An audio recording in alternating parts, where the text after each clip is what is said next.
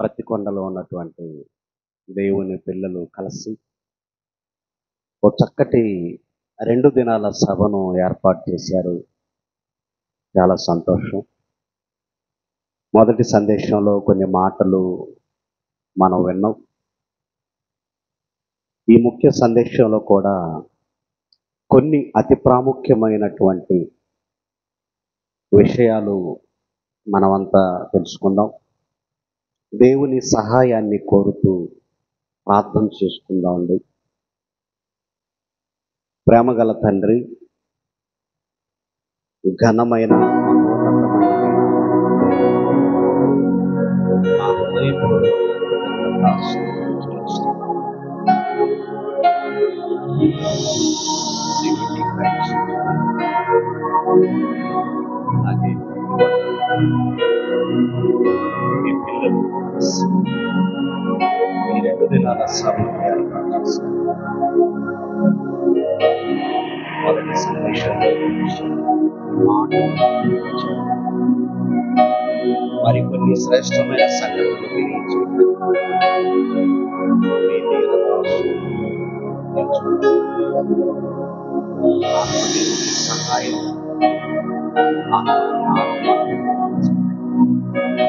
మా బ్రతుకులను మీ మాటలతో వెలిగించుకుంటారు. క్రీస్తు నామాన్ని ప్రార్థిస్తున్నాను.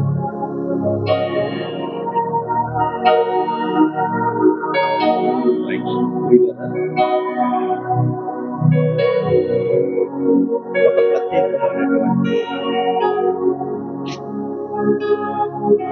తొలి శ్వాస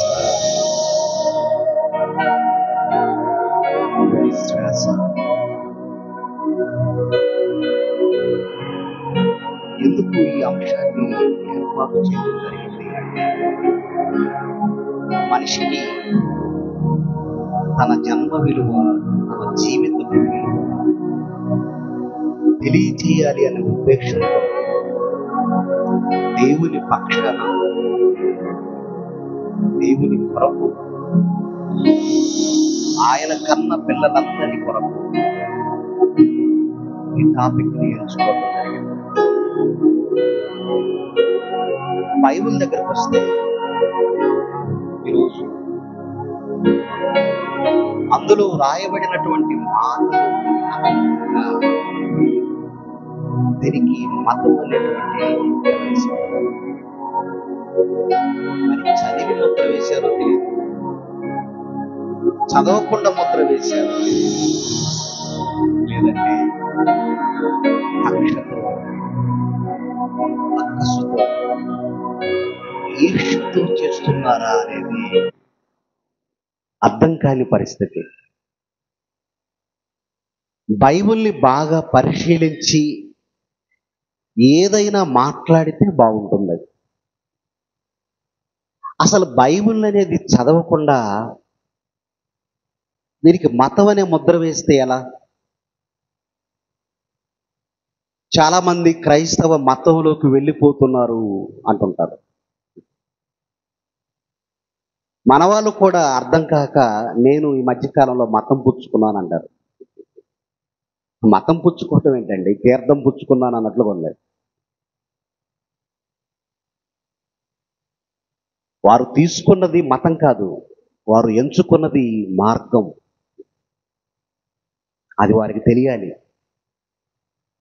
యేసుక్రీస్తు ఎక్కడైనా సరే నేను ఒక మతాన్ని అనలేదు, నేను మార్గం అన్నాడు.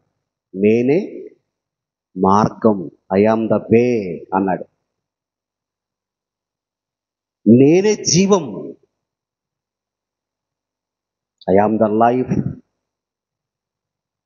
నేనే సత్యం, ఐ యామ్ ద ట్రూత్. నిజంగా సత్యాన్ని లోకానికి తెలియచేశాడు, మార్గాన్ని చూపాడు, జీవాన్ని ప్రసాదించాడు యేసుక్రీస్తు. అంతే తప్ప మతాన్ని ప్రబోధించినట్లు కానీ, దేశాలను విడదీసినట్లుగా కానీ, లేదంటే సమాజానికి అవసరం లేని సందేశాలు ఆయన ప్రకటించినట్లుగా కానీ మనకు కనిపించదు. మొట్టమొదటిగా విశేషమైన జనసమూహం ఆయనను వెంబడిస్తుంటే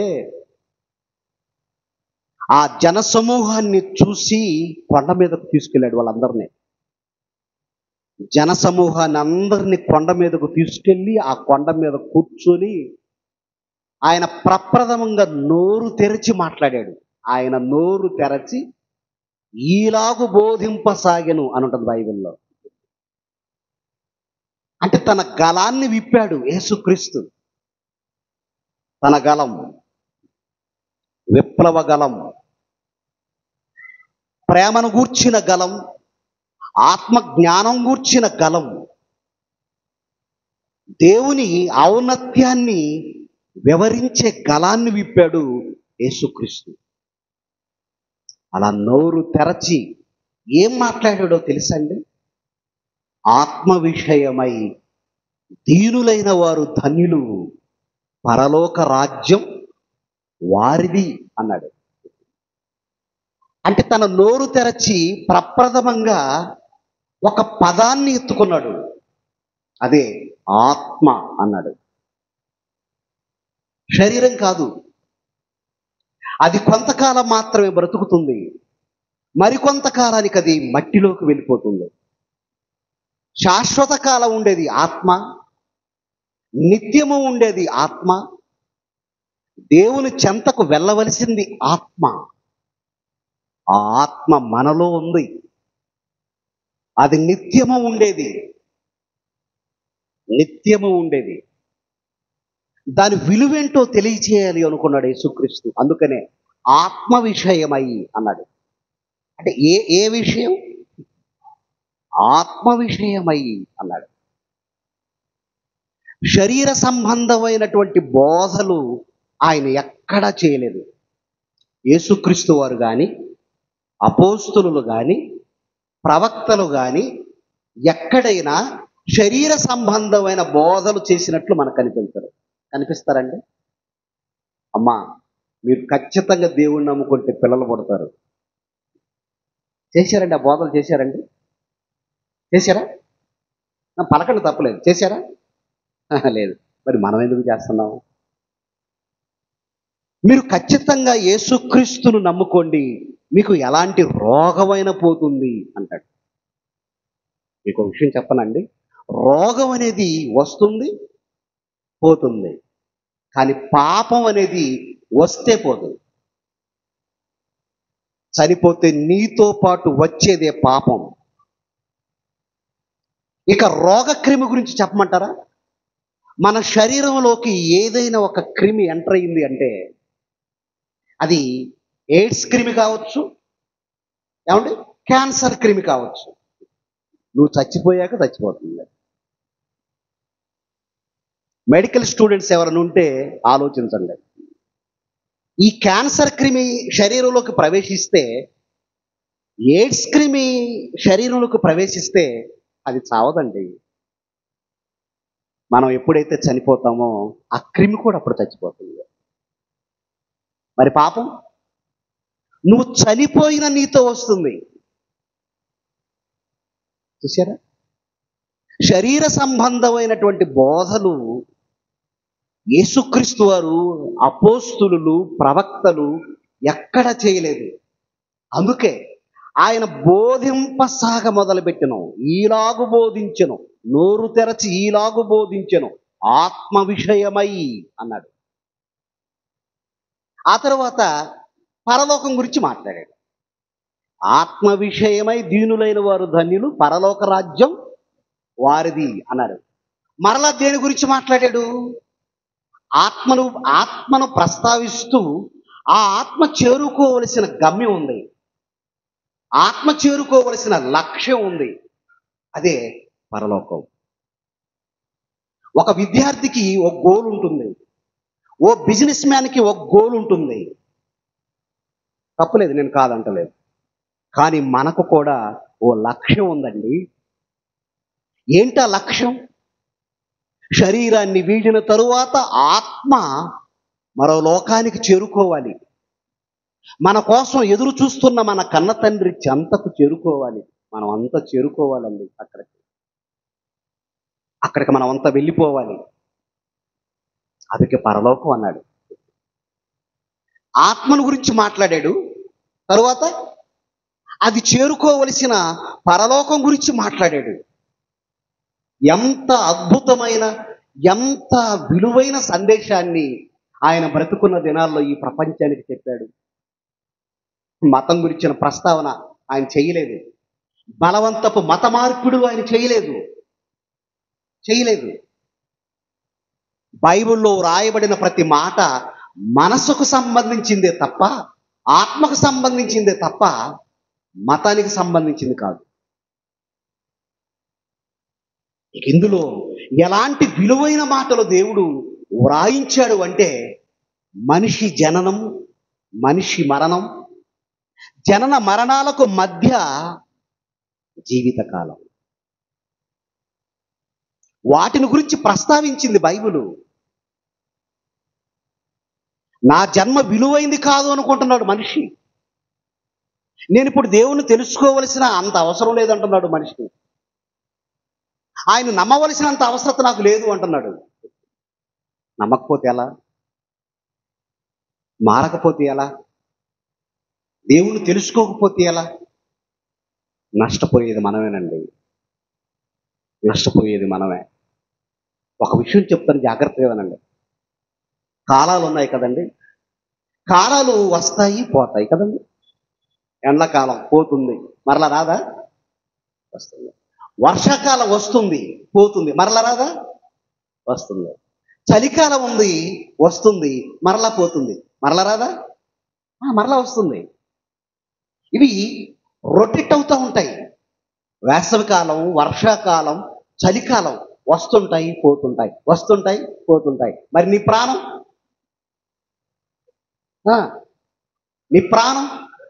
పోతే రాదు. మరి దాన్ని కేర్ తీసుకున్నావా? నీ ప్రాణం గురించి ఏనాడైనా ఆలోచించావా? నీ ఊపిరి గురించి ఏనాడైనా ఆలోచించావా? నీ శ్వాస ప్రక్రియ గురించి ఏనాడైనా ఆలోచించావా? ఆలోచించకపోతే ఎలాగండి? అలా ఆలోచింప చేయటానికే దేవుని ఉద్దేశం. ఆలోచించాలి. ఇది పోతే రాదు, ప్రాణం పోతే రాదు. ఒకేసారి వస్తుంది మానవ జన్మ, మరల రాదు. వస్తుందండి? రాదండి. ఒక్కసారి వచ్చిన ఈ జన్మకు 2 మరణాలు కన్ఫర్మ్ చేశాడు దేవుడు. ఒకటి భౌతిక సంబంధమైన మరణం, మరొకటి ఆత్మ పొందే మరణం. పుట్టి చనిపోయి మరలా పుట్టడం జరగదు, ఇంపాసిబుల్. అవన్నీ కాకమ్మ కథలు. అసలు ఉన్న జన్మకే విలువ తెలియకపోతే అంతేనండి. దేవుడిచ్చిన ఈ ఒక్క జన్మకే విలువ తెలియకపోతే మరలా జన్మల బంధమా? మరలా జన్మల బంధం అంటూ మూవీలు తీశారు. మూవీలు తీసి మనుషుల మనస్సులను పాడు చేస్తున్నారు, తెలుసండి. మరి మీకు తుంగభద్ర దగ్గరగా ఉంటుందో దూరంగా ఉంటుందో నాకు తెలియదు కదండి. తుంగభద్ర ఒక మూవీ చూశాడు. ఆ మూవీ నుంచి ఎలాంటి సందేశం అది? సమాజానికి అదేనా అవసరమైన సందేశమా? మనుషుల జీవితాలతో చెలగాటమాడుతున్నారు డైరెక్టర్లు, కట్టుకథలు రాస్తున్నారు, సమాజాన్ని దారి మళ్లిస్తున్నారు, దేవునికి దూరం చేస్తున్నారు. తప్పండి. డబ్బు కోసం కక్కుర్తుపడి మనుషుల జీవితాలతో ఆడుకోకూడదండి. ఆడుకోకూడదు, తప్పు. ముందు స్టార్టింగ్లోనే ఒక పదం రాస్తాడు. ఏమని రాస్తాడో తెలుసా అండి? ఇందులో పాత్రధారులు అన్ని కేవలం కల్పితం అంటాడు. అందులోనే మనకు అర్థమవుతుంది కదండి, కల్పితం అంటే అర్థమైంది. మరి కల్పితాలు నిజం అనుకుంటావేంటి? అసలు కల్పితాలు ఎందుకు బాబు సమాజానికి? నిజాలు కావాలి. కల్పితాలు మనకెందుకు? ఈ కల్పిత పాత్రల గురించి ఆలోచించాడు. మీ ఇంట్లో మీ పేరెంట్స్ మన పెళ్ళికి ఒప్పుకోవట్లేదు, మా ఇంట్లో మా పేరెంట్స్ ఒప్పుకోవట్లేదు. కాబట్టి ఇప్పుడు మన ఇద్దరం ఏం చేద్దాం? తుంగభద్ర ఎక్కడుందో చూసుకుందాం. అలా తుంగభద్ర దాకా వెళ్ళారు. వెళ్ళి జై మగధీరా అన్నారు. ఆ అమ్మాయి ఆ అబ్బాయి ఆ తుంగభద్ర నదిలో దూకి చచ్చిపోయారు. అంటే ఎందుకు దూకి చనిపోయారు? మరో జన్మలో మరలం ప్రేమికులుగా పుడతాం. ఈ జన్మలో మనం కలవలేకపోయాం. మరొక జన్మలో తప్పనిసరిగా మనం అంతా కలుస్తాం. అదే కదండి. ఇప్పుడు కడుపు కోత ఎవరికండి? కడుపు కోత ఎవరికి? ఆ బిడ్డను కన్న తల్లిదండ్రులకు, వాడిని కన్నా తల్లిదండ్రులకు, ఇద్దరికి కడుపు కోత మిగిల్చింది ఈ కల్పిత పాత్రలో. పోయిన బిడ్డను తీసుకురాగలరా?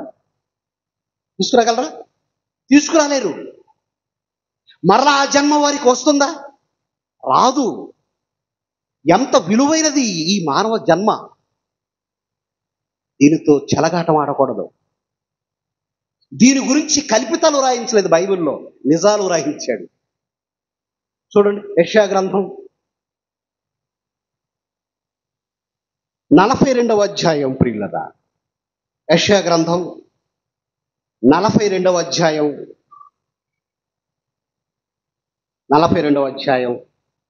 5వ వచనాన్ని దయచేసి చదువుదామండి. 42:5. ఆకాశములను సృజించి, ఏమండి, ఆకాశము కాదు, చూడండి అక్కడ ప్రవక్త ఏమంటున్నాడు? ఆకాశములను సృజించి. ఇంతకీ సృజించిన వారు ఎవరు? క్రియేటర్, దేవుడు. ఈ ఆకాశాలను సృష్టించిన వాడు దేవుడు. 3 లోకాల గురించి చెప్పిందండి బైబిల్. 3 లోకాలు. నెంబర్ 1 పరలోకం. అక్కడ మన తండ్రి ఉంటాడు. నెంబర్ 1 ఉంటాడు అక్కడ. నెంబర్ 2 నరులు ఉండే లోకం, మట్టి లోకం, భూలోకం అండి ఇది. ప్రాణులుండే లోకం, జీవరాశులు బ్రతికే లోకం. నెంబర్ 3 పాతాళ లోకం, అది భూమి క్రింద ఉన్న మరో లోకం. మరలా ఆ లోకంలో భాగాలు. అందుకు రాస్తున్నాడు యెషయా, ఆయన ఆకాశములను సృజించి వాటిని విశాలపరచి, భూమిని, అందులో పుట్టిన సమస్తమును పరచి, దాని మీద ఉన్న జనులకు ప్రాణమును, దానిలో నడుచు వారికి జీవాత్మను ఇచ్చుచున్న దేవుడైన యెహోవా. ఎంత బాగుందండి. అంటే ఈ సృష్టిని బాధ్యతగా చేశాడు. మనిషికి ఏది అవసరమో అవసరమైన వాటినన్నిటిని కలిగించాడు. మన కన్న తండ్రి మనకు అవసరమైన వాటినన్నిటిని కలిగించాడు.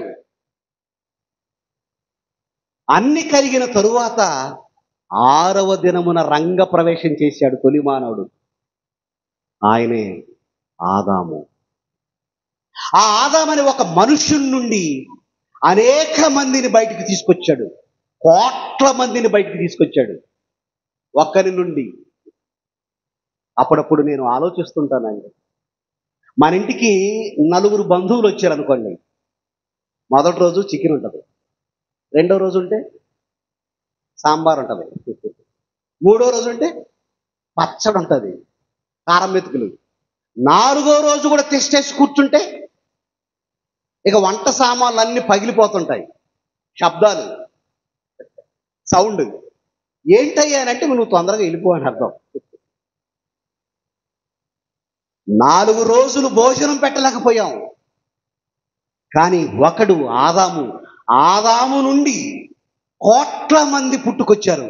ఎన్నో మానవ తరాలు పుట్టుకొచ్చాయి. అలా పుట్టుకొస్తున్న కోట్ల మందికి దేవుడు సకల వసతులు సిద్ధం చేశాడు. సూర్యుడు అయిపోలేదు, నీరు అయిపోలేదు, చంద్రులో ఉన్న ప్రకాశత తగ్గలేదు, భూమిలో ఉన్న సారం తగ్గిపోలేదు.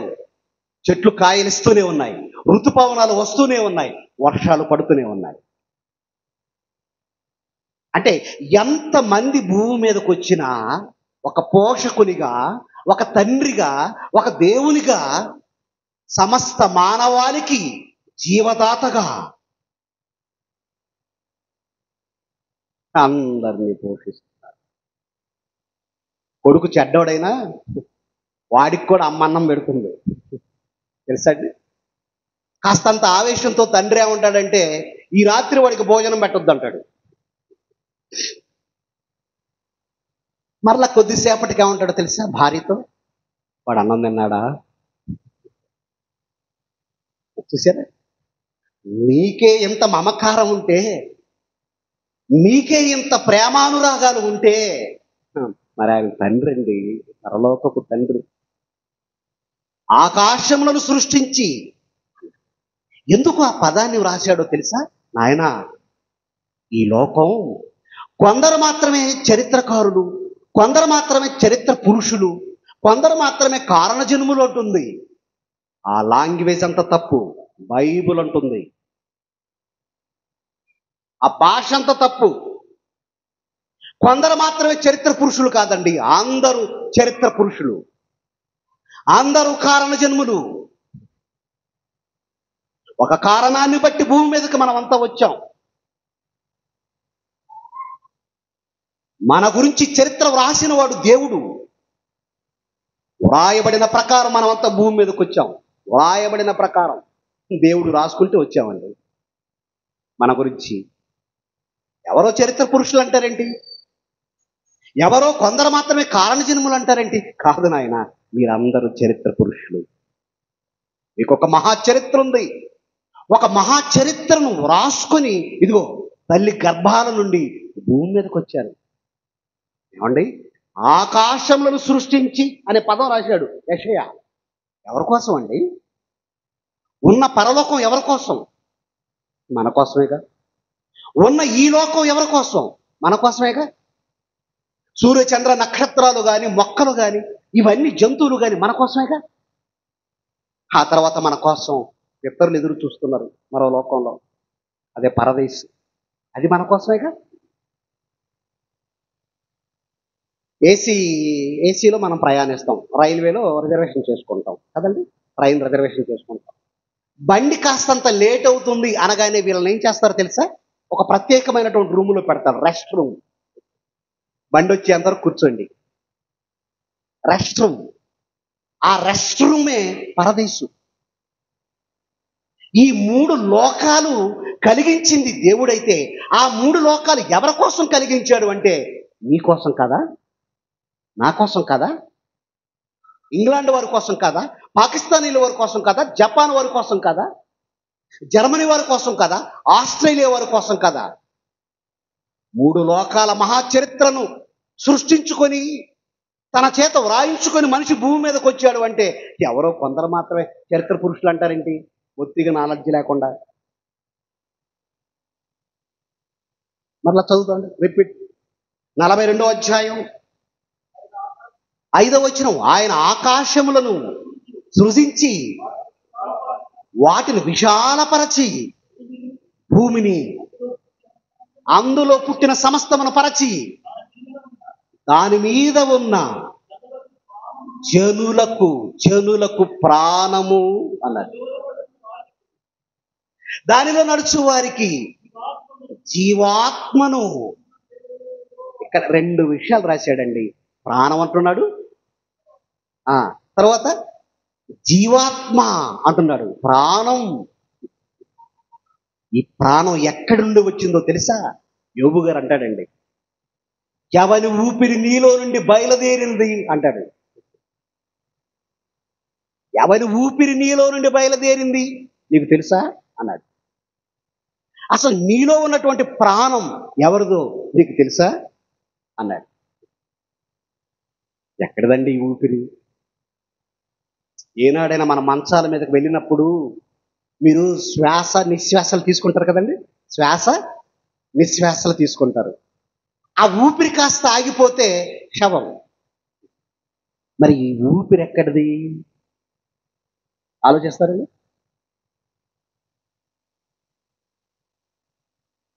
ఆలోచిస్తారు. దాని గురించి డిస్కషన్ చేయరు. ఆహారం గురించి డిస్కషన్ చేస్తారు, వాటర్ గురించి డిస్కషన్ చేస్తారు. కానీ మన జీవితం గురించి, మనలో ఉన్న ఊపిరి గురించి, ఈ శ్వాస నిశ్వాసాల గురించి ఏ ఒక్కడు ఆలోచించడు. మీరు భోజనం చేస్తారు కదండి, ఇటు చూడండి, నాకు ఇటు చూడండి. భోజనం చేస్తారు కదా, భోజనం చేసేది ఆ ఆహారం ఇదిగో అన్నవాహిక అని ఉంటుంది మనలో. ఆ గొట్టంలో వెళ్తుందండి ఆహారం. శ్వాస తీసుకుంటారు చూసారా, శ్వాస. దానికి ఒక ప్రత్యేకమైనటువంటి నాళం, శ్వాసనాళం. అది సపరేట్గా ప్రవేశిస్తుంది ఆక్సిజన్, ప్రాణవాయువు. మీరు తినే పొరపాటున అన్నం మెతుకు శ్వాసనాళంలో పడిందా చచ్చిపోతారు. ఇక్కడ ఒక కొండ నాలుక ఉంటుంది, మీరు చూసారు, లోపల ఉయ్యాల్లాగా ఇలా ఊగుతూ ఉంటుంది, మెత్తటి మాంసం. నేను అనుకునేవాడిని, ఇప్పుడు ఇది అంత అవసరమా? ఇది అంత అవసరమా? మరి అవసరం, నీకు తెలియదు. అదేనండి వేరు చేస్తుంది, ఆహారాన్ని వేరు చేసేది అదే. ఈ శ్వాసనాళంలోకి ఈ వాయువును వెళ్ళేటట్లుగా, ఈ ఆక్సిజన్ వెళ్ళేటట్లుగా వేరుపరుస్తుంది. పొరపాటున అన్నవాహికలోకి వెళుతున్నటువంటి ఆహారపు మెతుకులు శ్వాసనాళంలోకి పడిందా చచ్చిపోతారు. మనమేంటి, అబ్బా చాలా రుచిగా ఉందండి అంటాం, కప తినేస్తాం. మరి ఎందుకు శ్వాసనాళంలో పడలేదు అది ఆలోచించాం. ఆ తర్వాత డాక్టర్ చెప్తాడు, ఎందుకు చచ్చిపోయాడో చెప్తాడు. ఎంత క్రమబద్ధంగా పెట్టాడు మానవ దేహాన్ని, ఎంత అద్భుతంగా సృష్టించాడు మానవ దేహాన్ని. అలాంటి గొప్ప విషయాలను చాటి చెప్పింది బైబిల్. మతం అనే మూర్ఖుడు తెలుసుకోవాలి. ఇంత వివరంగా, ఇంత చక్కగా, ఎంత చక్కగా ఉంది వివరణ బైబిల్లో. ప్రాణం, ఆత్మ. ఇక వైద్యుడైన లోకా గారు కొన్ని విషయాలు మనకు చెప్పాలనుకుంటున్నాడు కదండి. డాక్టర్ అయినా, ఆర్ఎంపి డాక్టర్ కాదు, వైద్య శాస్త్రంలోనే పండితుడండి, ఓ చరిత్రకారుడండి ఆయన కూడా, లూకా గారు. అలాంటి లూకా గారు చేత అపోస్తుల కార్యాన్ని వ్రాయించాడు దేవుడు. లూకా సువార్త రాయించాడు, అపోస్తుల కార్యాన్ని వ్రాయించాడు. ఆ అపోస్తుల కార్యాలు అనే గ్రంథంలో మన గురించి వివరణిస్తున్నాడు చూడండి. అపోస్తుల కార్యాలు 17వ అధ్యాయం 24-25 చదువుదామండి. అపోస్తుల కార్యాలు 17వ అధ్యాయం 24-25. జగత్తును అందలి సమస్తమును నిర్మించిన దేవుడు తానే ఆకాశమునకు భూమికి ప్రభువై ఉన్నందున ఆస్తకృతములైన ఆలయములలో నివసింపడు. ఏమండి ఎలా మాట్లాడుతున్నాడు తెలుసా లూకా గారు? జగత్తును అందిలి సమస్తమును నిర్మించిన దేవుడు, సమస్తము నిర్మించిన దేవుడు. ఎంత బాగుందో తెలుసండి. సమస్తం నిర్మించాడా? ఎస్. మీరు వాడుకునే అల్లం కావచ్చు, మీరు వాడుకునే బెల్లం కావచ్చు, మీరు కూరల్లో వాడేటువంటి కొత్తిమీర కావచ్చు, ప్రతిదీ ఏ టు జెడ్, సృష్టిలో ఏ టు జెడ్ సమస్తాన్ని కలిగించిన వాడు దేవుడట. సమస్తాన్ని కలిగించిన వాడు. లేదండి దేవుడేం కలిగించలేదండి అని ఒకవేళ ఎవరనంటే, పోయి నువ్వు కలిగించు. అలాగేనండి, దేవుడేం కలిగించలేదండి అన్నాడు అనుకోండి, సరే నువ్వు కలిగించు, ఒక ఆవగింజను కలిగించు, ఒక రక్తాన్ని సృష్టించు, ఒక గుండెను తయారు చేయి చూద్దాం, ఒక మెదడును తయారు చేయి చూద్దాం. చేయగలరండి? ఇప్పుడు కంటికి మనకు చూపు తగ్గిపోయిందండి. వయసు పెరిగే కొద్దీ చెప్పండి, వయసు పెరిగే కొద్దీ చూపు తగ్గిపోతుంది. అలా చూపు తగ్గిపోగానే డాక్టర్ దగ్గరికి వెళ్తాం, ఐ స్పెషలిస్ట్ దగ్గరికి వెళ్తాం. అలా డాక్టర్ దగ్గరికి వెళ్ళిన తర్వాత ఆయన ఏం చేస్తాడు? మన కళ్ళని పరీక్షిస్తాడు. పరీక్షించి సైట్ ఎంత ఉందో చూస్తాడు, చూసి స్పెట్స్ రాస్తాడు. అంటే కంటికి ఆయన ఏం చేశాడు? కళ్ళద్దాలు ఇచ్చాడు, అంతే తప్ప దాన్ని బాగు చేయలేడు, చూపునివ్వలేడు. బాగా వినండి అమ్మా, మీ చూపు చూసుకోండి, బాగున్నాయి కదా, మీ చూపు చాలా బాగుంది కదా, అది దేవుడు ఇచ్చాడని మర్చిపోవద్దు. చూపును దేవుడిచ్చాడు, ఆ చూపుకి మసకొస్తే డాక్టర్ కళ్ళజోడిచ్చాడు. ఇప్పుడు వీళ్ళిద్దరిలో ఎవరు గొప్పవాడు నేను అడుగుతాను, చెప్పాలి. చూపిచ్చిన దేవుడు గొప్పవాడా, ఆ కళ్ళకు కళ్ళద్దాలు ఇచ్చిన వాడు గొప్పవాడా? చూపునిచ్చిన దేవుడు గొప్పవాడు. ఎవరు చేయగలరండి? చేయలేరు. దేవుడే నిర్మించాడు అన్నాడు. ఇక 25వ వచనం చూడండి, 25వ వచనం.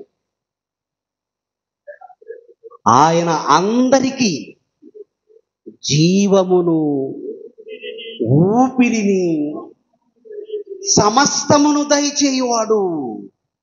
అబ్బా, ఏమి రాశాడండి బైబిల్లో! ఆయన అందరికీ జీవము, ఊపిరి, సమస్తమును దయచేవాడు. అందరికీ అన్నాడు. ప్రపంచంలో ఎన్ని వందల కోట్ల మంది ఉన్నారో వారందరికీ జీవం, ఊపిరి. జీవము అంటే అర్థం ఏంటంటేనండి, చూడండి, నాకెళ్ళి చూడండి. జీవము అంటే బ్రతికే స్థితి అంటారు. బ్రతికే స్థితిని ఏమంటారంటే జీవం అంటారు. జీవం. మీ గుండె జీవంగానే ఉంది, జీవంతో ఉంది.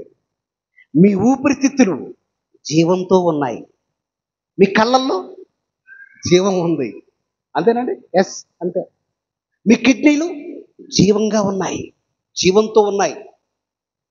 అంటే బ్రతికే స్థితి అంటారు.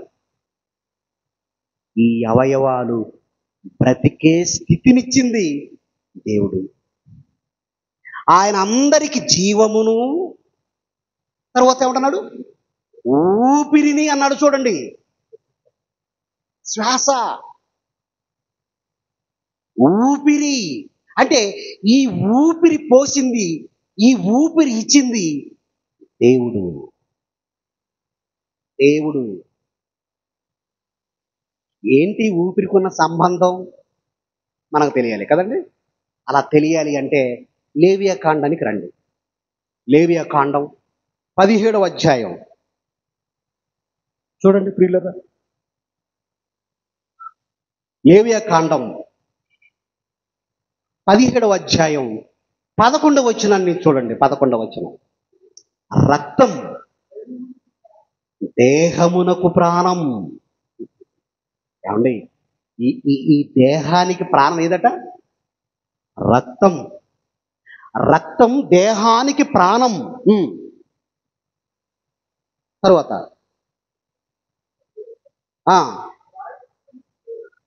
నీ నిమిత్తము ప్రాయశ్చిత్తము చేయునట్లు.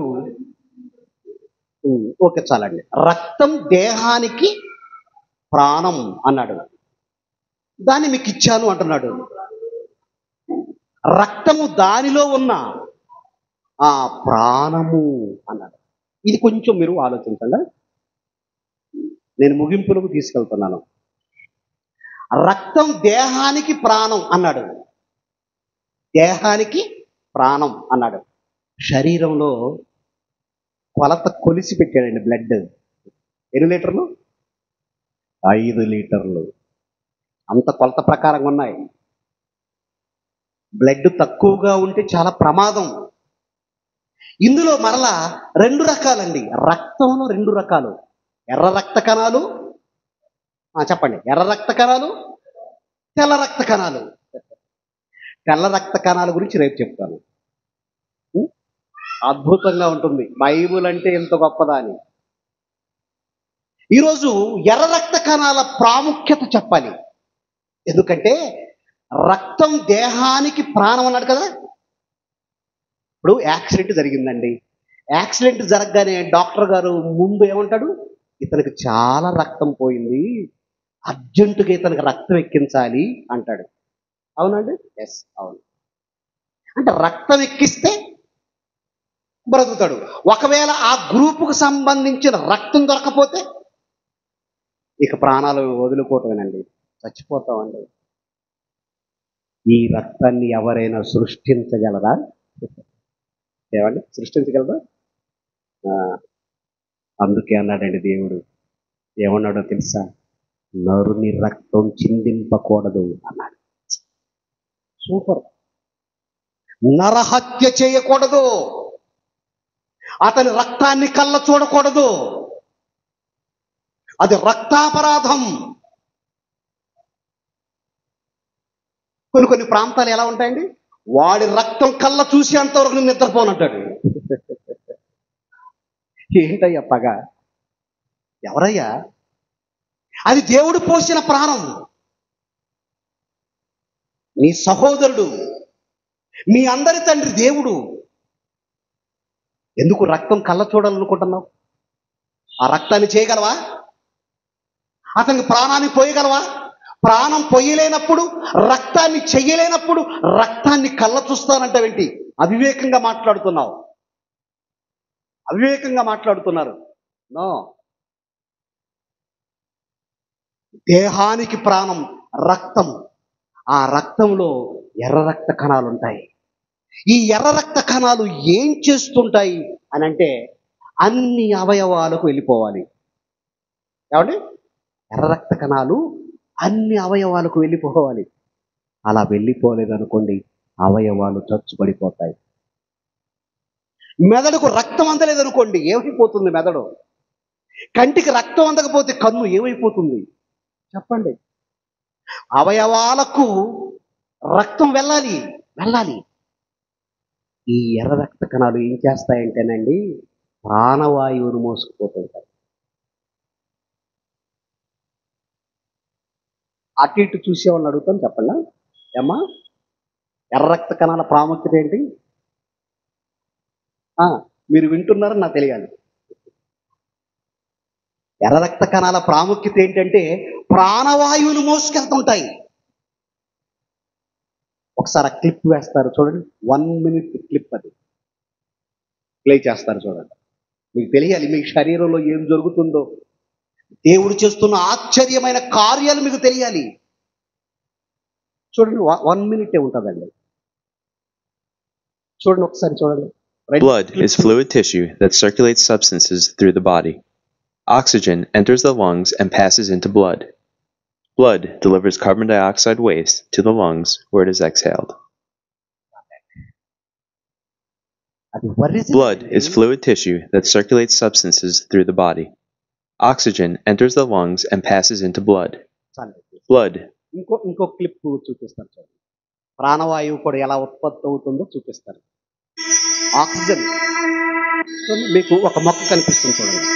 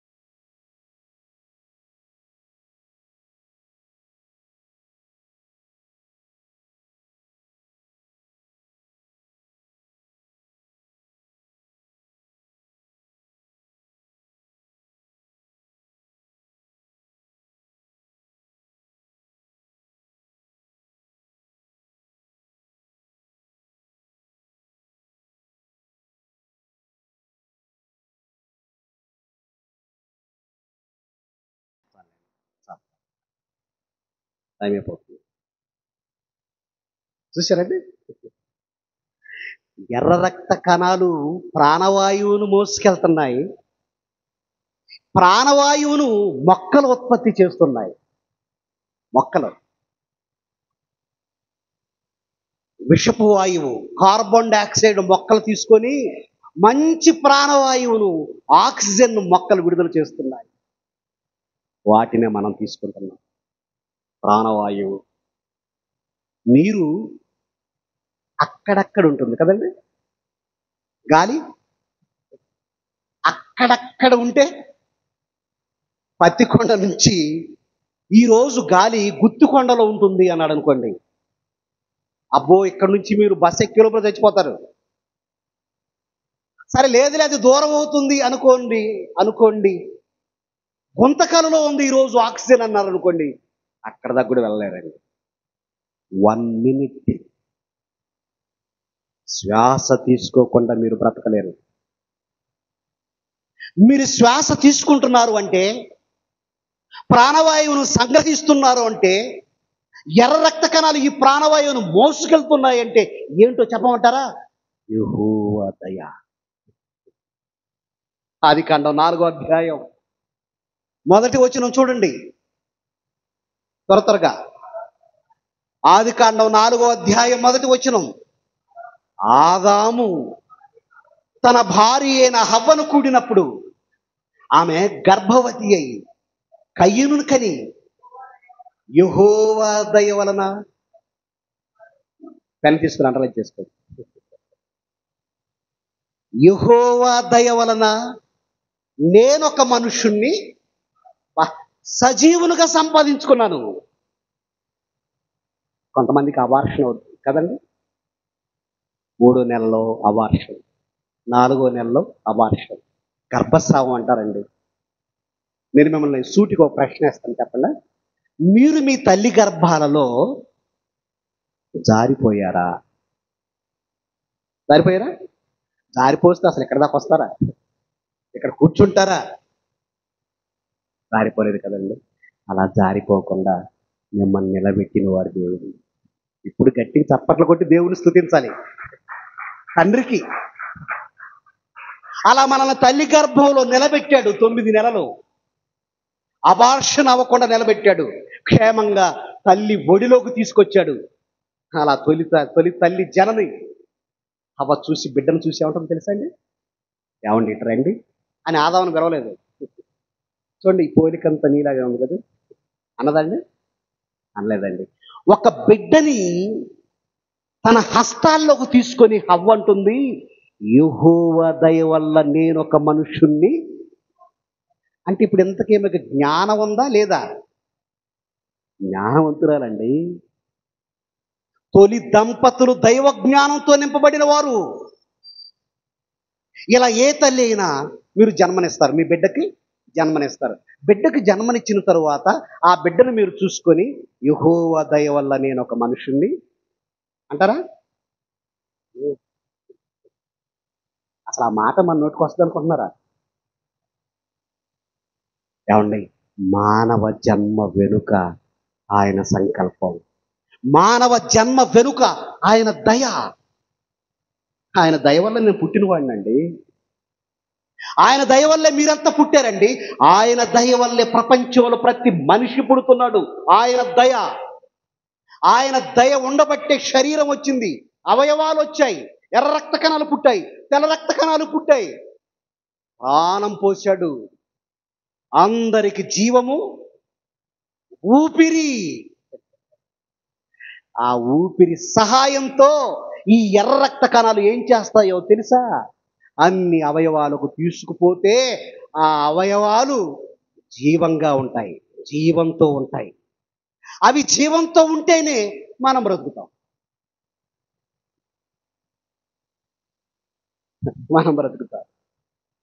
అందుకే కీర్తనలో ఒక మంచి మాట ఉంటుందండి, సంవత్సరమును దయాకిరీటం నీవు వానికి ధరింపచేసితివి అంటాడు. అంటే మన జీవితంలో ఒక సంవత్సరం వస్తుందంటే దానికి దావీదు గారు ఏం పేరు పెట్టాడు? దేవుని దయా కిరీటం అన్నారు. నీ జన్మ ఆయన దయ అయితే నీకు ఒక సంవత్సరం ఆయుష్కాలం పెంచుతున్నాడు అంటే ఆయన దయ.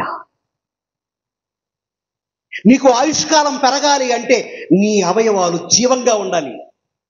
అవి జీవంతో ఉండాలి అంటే ఎర్ర రక్త కణాలు ఈ ప్రాణవాయువుని మోసుకుపోవాలి. అందుకే దేహానికి ప్రాణం రక్తమని నిన్ను బ్రతికించుకోవటానికి ఆయన పడిన కష్టం చెప్తున్నారండి.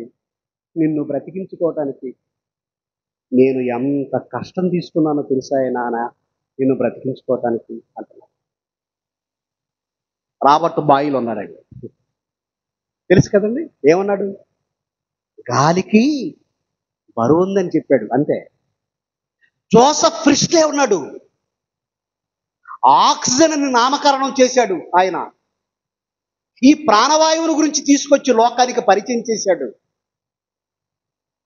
కానీ దైవజనుడైన మోషే ఉన్నాడు. మోషే గారు రాబర్ట్ బాయిల్ మాట్లాడినట్లుగా, జోసెఫ్ ప్రిస్లే మాట్లాడినట్టుగా మాట్లాడకుండా ఏం మాట్లాడుతున్నాడు చూడండి బైబిల్లో. ఏం మాట్లాడుతున్నాడు గాలి గురించి? నిర్గమకాండం 15వ అధ్యాయం 10వ వచనం చూడండి త్వరగా. నిర్గమకాండం 15వ అధ్యాయం 10వ వచనం. నీవు నీ గాలిని విసరజేసితివి. గాలి ఎవరిదన్నాడు? చెప్పాలి, అందరూ చెప్పాలి. గాలి ఎవరిది? దేవునిది. మోషే గారండి, మహానుభావుడు అండి. నీవు నీ గాలిని విసరజేసితివి అన్నాడు. ఈ సృష్టిలో గాలిని పుట్టించి సంచారం చేయిస్తున్నాడు, ఖండ ఖండాలకు తిప్పుతున్నాడు. ఎన్ని ఖండాలున్నాయో, ఎన్ని ఖండాల్లో తన పిల్లలు తన స్వరూపంతో బ్రతుకుతున్నారో వాళ్ళందరూ బ్రతకాలని, ప్రాణవాయువు కావాలి అని ఊపిరిస్తూ జీవాన్ని ప్రసాదిస్తూ నేటి వరకు బ్రతికిస్తున్నాడు ఆ దేవుడు. నీవు నీ గాలిని విసరజేసితివి. ఆ గాలిని సృష్టించింది దేవుడు అని చెప్పాడు. ఆ గాలికి బరువు ఉందని చెప్పాడు రాబర్ట్ బాయిల్. రాబర్ట్ బాయిల్ కంటే గొప్పవాడు మోషే. మోషే మూలం చెప్పాడు, దాన్ని నిర్మించిన వాడిని చెప్పాడు, ఆ గాలిని తయారు చేసిన వాడిని చెప్పాడు మోషే. పిచ్చి పిచ్చి మాటలు మాట్లాడలేదు. ఇది ఆయన గాలి. అన్నం పెట్టాలండి ఆయనకు. ఇది ఆయన గాలి. ఆయన గాలి పీల్చుకుంటూ బ్రతుకుతూ మతం అంటావా? ఈ సువార్త ప్రకటించకూడదు అంటావా? ఇప్పుడు ఇందులో మతం ఏమైనా కనిపించిందా? శాస్త్రానికి మించిన జననం మానవ జననం. శాస్త్రానికి అందని అద్భుతం, ఆశ్చర్యం తల్లి గర్భంలో. ఉమ్మనీరు గురించి చదువుతుంటేనండి ఆశ్చర్యం అండి. నీవు నన్ను కలుగు చేసిన విధమును చూస్తుంటే భయం, ఆశ్చర్యం అన్నాడండి బైబిల్లో. 139 13 నుంచి 16 వచనాలు. భయం, ఆశ్చర్యం. ఒక పొర ఉంటుంది కదండి, ఒక పొర ఉంటుంది. ఆ పొరలో బిడ్డ ఎదుగుతూ ఉంటుంది, పల్సగా ఉంటుంది పొర. ఆ పొర ఎలా ఉంటుందంటే, ఉల్లి పొరను చూసారా? ఎర్రగడ్డ అంటారా? ఎస్. దాని మీద ఒక పలుచని పొర ఉంటుంది. ఆ పొరే బిడ్డను ప్రొటెక్ట్ చేస్తుంది. ఆ పొరలో ఉమ్మనీరు ఉంటుంది. ఆ ఉమ్మనీరు తగు మోతాదులో లేకపోతే అవయవాలు ఎదగవు. ఒకవేళ ఉమ్మనీరు తగ్గితే ఏం జరుగుతుందో తెలుసా? తల్లికి బిడ్డకి ఉన్నటువంటి ఈ తాడును, బొడ్డు తాడును చూసారండి? ఆ బొడ్డు తాడట మెలకలు పడిద్దట. మెలకలు అలా మెలకలు పడింది అనుకో, మెలకలు గనక పడితే వాయువు, ప్రాణవాయువు, ఊపిరి ఆడక ఆడు చచ్చిపోతాడు. మరి ఎక్కువ శాతం అంటే డాక్టర్లు ఇదిగో ఇంత పరిమాణం ఉండాలి, 900 మిల్లీగ్రాములు అంటాడు, 1000 అంటాడు, తగ్గకూడదు అంటాడు. ఈ ఉమ్మనీరు ఎక్కువగా ఉంటే ఏమవుతుంది అంటే బొడ్డుతాడు మెలకల పడదు. వాడికి అందవలసిన పోషకాలు తల్లి నుంచి అందుతుంటాయి. ప్రాణవాయువు అందాలా? అందాలి. వాడు బ్రతకాలా? బ్రతకాలి. బ్రతకాలి. అందుకే ఉమ్మలేరు. 139వ కీర్తన చూడండి ఒకసారి, 13, 14 వచ్చిన చదవండి ఒకసారి. నా అంతరింద్రియములను నీవే కలుగ చేసితివి, నా తల్లి గర్భమందు నన్ను నిర్మించిన వాడవు నీవే. మా అమ్మ కాదు, నీవే నిర్మించావు. నీవు నన్ను కలుగ చేసిన విధమును చూస్తుంటే భయం, ఆశ్చర్యం నాకు కలుగుచున్నవి. అందును బట్టి నేను నీకు కృతజ్ఞతాస్తుతులు. అబ్బా, ఈ ఆకారం ఇచ్చినందుకు నీకు కృతజ్ఞతాస్తుతులు. తొలి శ్వాస ప్రారంభించావు నా తల్లి గర్భంలో. ఆ తొలి శ్వాసతో నాకు జననం ప్రారంభమైంది. జననం ప్రారంభమైంది. జీవం ఏర్పడింది. నాకు జీవం ఏర్పడింది. తండ్రి, అందును బట్టి నేను నీకు కృతజ్ఞతాస్తుతులు చెల్లిస్తున్నాను అన్నాడు. 16 వచనానికి రండి. 16 వచనం. నేను పెండమునై ఉండగా నీ కన్నులు నన్ను చూచెను. చూశారండి ఏమంటున్నాడు? నేను పెండమునై ఉండగా నీ కన్నులు నన్ను చూచెను. అంటే మొదటగా పేరెంట్స్గా చూసింది. 9 నెలల తర్వాత తల్లిదండ్రులు చూస్తారు. కానీ పెండంగా ఉన్నప్పుడే దేవుడు చూశాడట. తన కన్నులతో స్కాన్ చేస్తున్నాడు. స్కాన్ స్కాన్ మొట్టమొదటిగా స్కాన్ చేసింది దేవుడు తన కళ్ళతో. అవయవాలు ఎలా ఉన్నాయి, అవయవాలు ఎలా ఎదుగుతున్నాయి. అంతే కదండి. ఇప్పుడు ప్రెగ్నెన్సీ ఉన్నారు కదా మీరు ఇక్కడ కొంతమంది. ప్రెగ్నెన్సీని మనం డాక్టర్లు చూపిస్తాం ఏమండి. డాక్టర్లు చూపించేటప్పుడు వాళ్ళు ఏం చేస్తారండి? స్పెషలిస్ట్కి మనం చూపిస్తాం.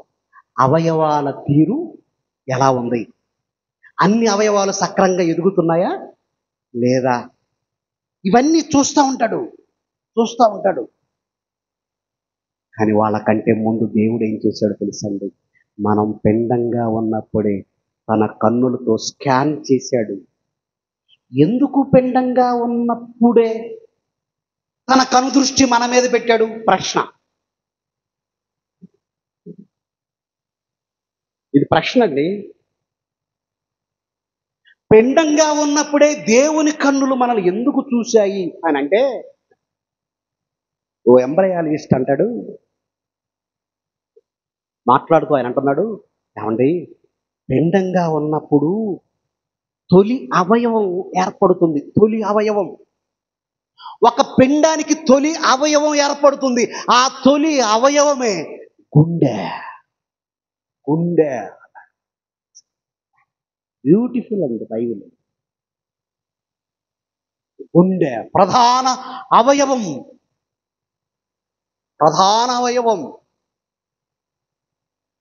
మరి గుండె ఏర్పడటం అంటే ఏమనుకుంటున్నారు? గుండె గురించి చెప్తే మీకు అర్థం కాదు. డాక్టర్ దగ్గరికి వెళ్ళి గుండెను కోసి ఆ 4 గదులు చూపించి దానికి ఉన్నటువంటి ఈ నరాలన్నీ చూపించి అది కొట్టే పైప్ చేస్తుంటారు కదండి. బ్లడ్, చెడు రక్తం పంపింగ్, మంచి రక్తం, చెడు రక్తం, దాన్ని చూస్తే తట్టుకోలేరండి. ఎలా కొట్టుకుంటుందంట లోపల? మన పిడికిల సైజు ఉంటుంది. Lub dub lub. శబ్దమేనా? శబ్దం. మరి మీరు నిద్రపోతున్నా దాని లయ శబ్దాలు ఉంటాయా? ఉంటాయి. మీరు గాఢ నిద్రలోకి వెళ్ళారనుకోండి, గాఢ నిద్రలోకి వెళ్ళినప్పుడు ఎవరైనా అలా కొట్టారనుకోండి, డోర్ కొట్టారనుకోండి, ఎంత విసిగిపోతారో తెలుసా? నిద్రపోనేవారు నన్ను మంచి గాఢ నిద్రలో వచ్చి లేపావు అని వాడి మీద పళ్ళు కొరుకుతాం, కళ్ళు ఎర్ర చేస్తాం. నువ్వు నిద్రపోతున్న శబ్దం చేస్తుంది ఏది? గుండె. డిస్టర్బెన్స్ ఉందా అడుగుతున్నాను. డిస్టర్బెన్స్ ఉందా? మరి డిస్టర్బెన్స్ లేకుండా శబ్దం ఎలా వస్తుంది? నీవు నన్ను కలుగు చేసిన విధమును చూస్తుంటే భయం, ఆశ్చర్యం. నేను నిద్రపోవటం వల్ల నా గుండె వల్ల నాకు ఎక్కడ డిస్టర్బ్ లేదు. బా, అలా చేశావు తండ్రి, అందును బట్టి నేను నీకు కృతజ్ఞతాస్తుతులు చెల్లిస్తున్నాను.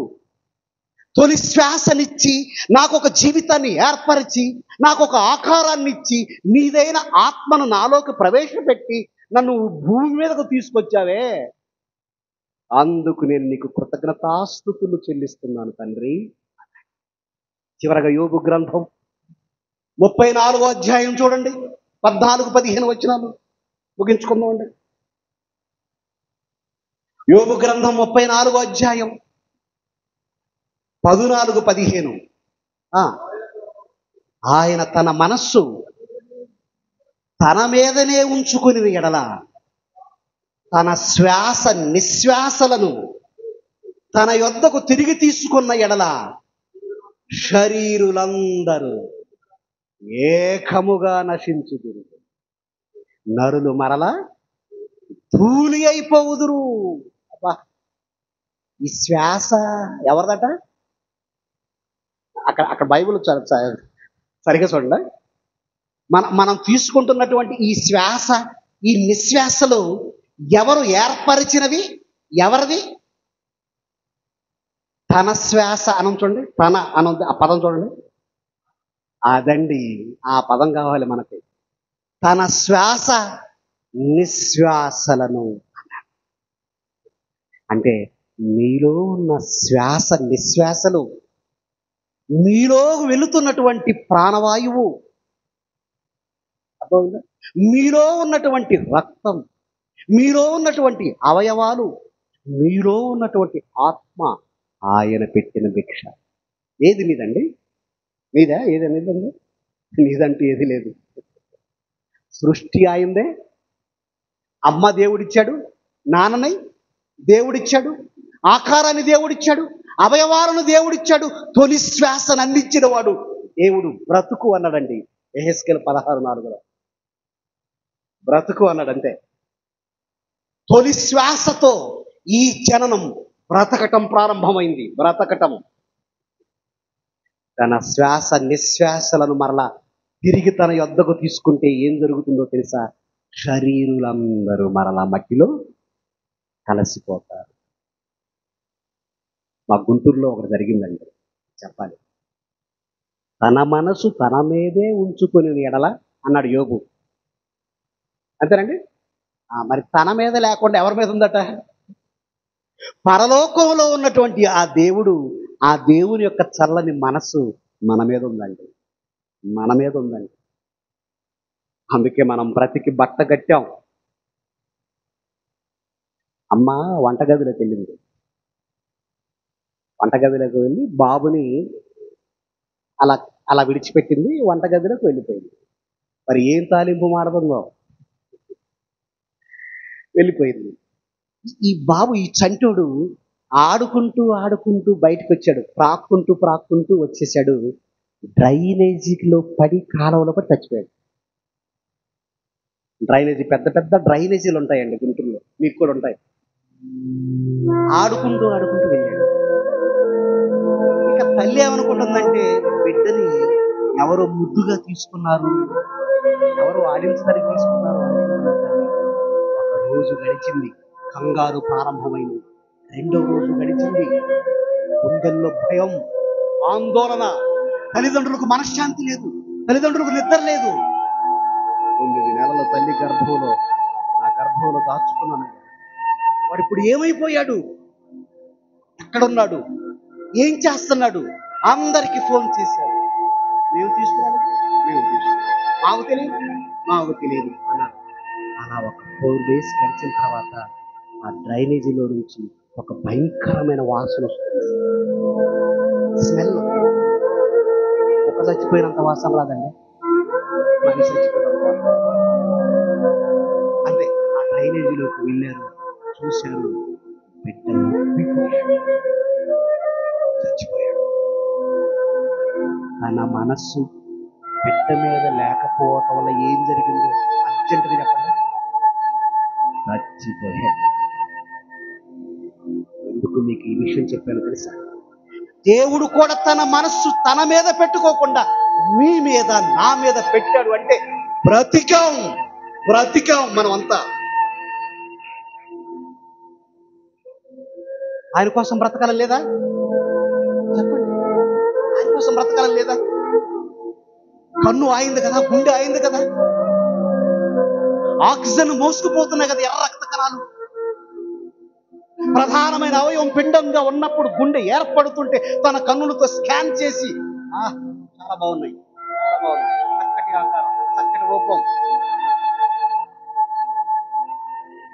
తొలి శ్వాసతో జననం ప్రారంభమైంది, పుట్టుక ప్రారంభమైంది. తొలి శ్వాస విడిచే క్షణాలు ఆసన్నమవుతుంది.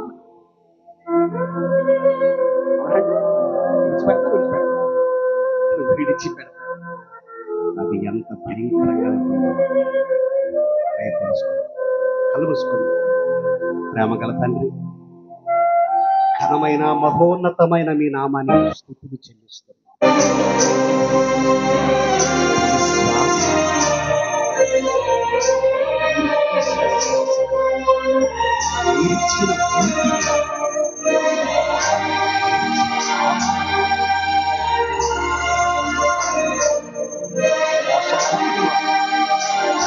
నీ వల్ల బ్రతుకుతుంది.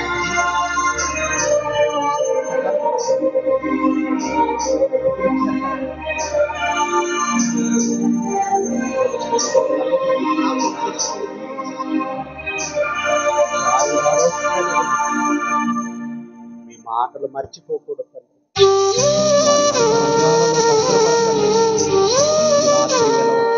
నిర్ణయాన్ని మీ బిడ్డలు